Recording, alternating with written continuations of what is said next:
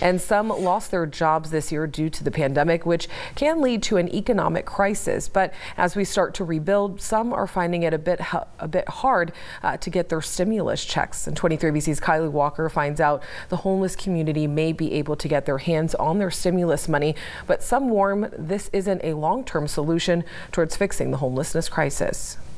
As the third stimulus checks continue to roll out, many expect those to be delivered to their home address or deposited into their bank account.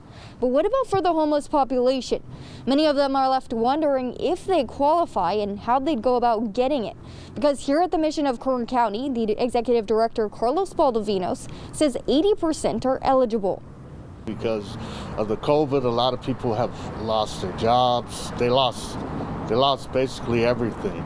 Including James Hobson, who lost his job during the pandemic and is now homeless. But help has not only come in the form of the Mission at Kern County, but also stimulus checks. I'm saving it so when I get myself situated, I'm gonna get me a place. It helps him reach that goal of leaving the homeless shelter.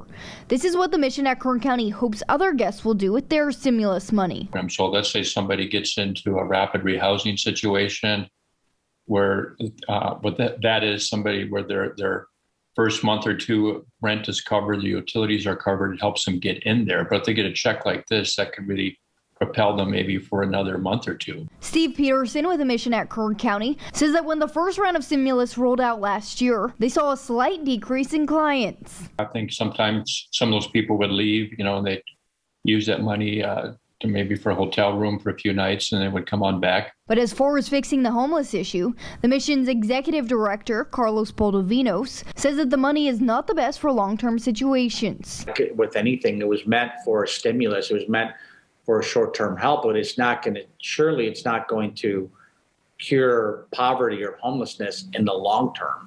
But for those needing that short-term help or those experiencing homelessness, they may qualify for an economic impact payment, with the requirement that one is a U.S. citizen or permanent resident, has a work-eligible Social Security number, and is not claimed as a dependent on another taxpayer. All you have to do is file something called an EIP return, and for those who don't have a phone or access to the internet to sign up for the payments, the shelter can help. My caseworker, he had me go online and he helped me apply for it, and that's how I ended up getting it.